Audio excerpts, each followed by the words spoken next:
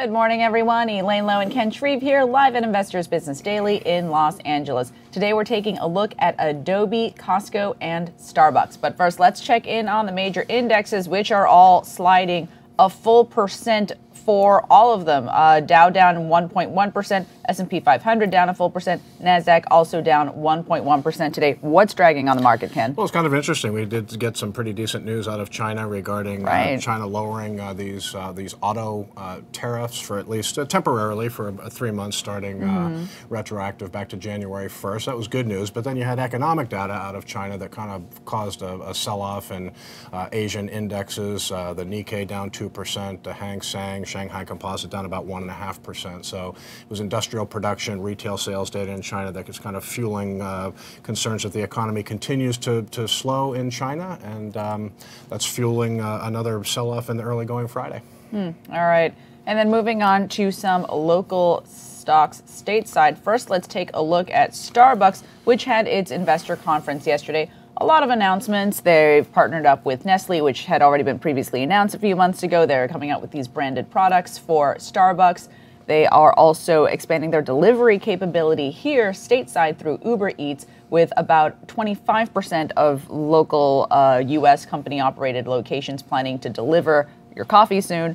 But after the close, announcing an earnings growth target cut that investors were not too happy with, and that wound up dragging shares down late yesterday and today. Yeah, I mean, not a substantial cut. I mean, I think they were looking at sort of a long-term earnings growth rate of about 12%. They cut it to 10. Cut it to 10%, but actually pretty impressive performance for the stock today. It was down about 4% early, taking a hit. You can see it was really a great performer. It gapped up in price several weeks ago. That was early November when they announced earnings. It was a really, really good earnings report.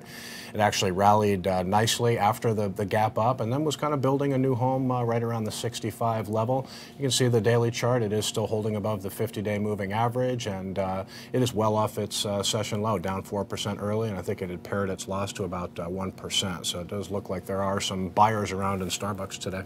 Okay, then.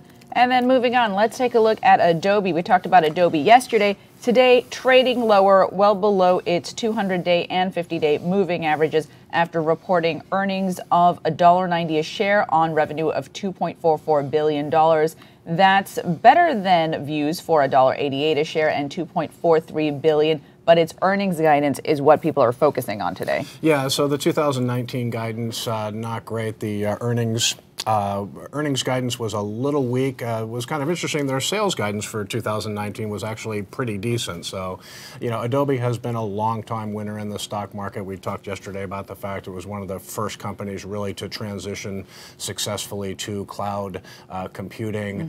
Market cap well north of $100 billion. It is still churning out 20% year-over-year growth. So pretty impressive company here. It has been a long-time leader in the stock market, but you can see, look at the daily chart here. It is in a consolidation. Recently tried to move above the 50-day moving average, getting some resistance there. So kind of a broken stock technically here, especially in light of today's weak price performance. But all in all, not a terrible quarter, but market had high expectations. Yeah, sometimes those expectations really get you down. I mean, beating on revenue and earnings and on revenue guidance and still dragging today. Yeah.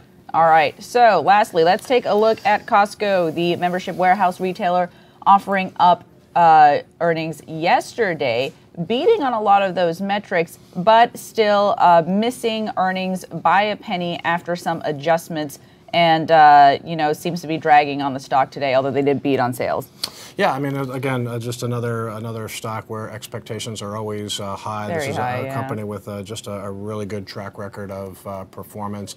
Kind of similar to Adobe, it's been consolidating gains for several weeks and trading near its 50-day moving average headed into yesterday's results. But you can see the stock is kind of probing longer-term support here at the 200-day moving average. Reaching that support level for the first time in well over a year. Yeah. So we'll see what the close looks like. I mean, if the buyers do come around, you'd expect maybe we get a close at least in the middle half of its intraday range, or maybe even in the top half. We'll see if it can find support at the 200-day moving average. One thing that stuck out in Costco's earnings report, membership fees are still doing well, up 9.5%, $758 million just in membership fees alone. So people love their Costco. That's right. That's right. So yeah, good numbers from Costco, but market not responding that well to the earnings. All right, and we'll be making sure to keep an eye on all of those names and more at investors.com. If there are any other stocks you'd like us to take a look at, feel free to reach out on Twitter or Facebook. Ken is always available at IBD_K for questions. And don't forget to subscribe to our Facebook, YouTube, Instagram, and Twitter pages, especially a lot of exciting things going on our YouTube page right now in the way of educational analysis. All right, thanks so much for watching, everyone. We'll be back on Monday.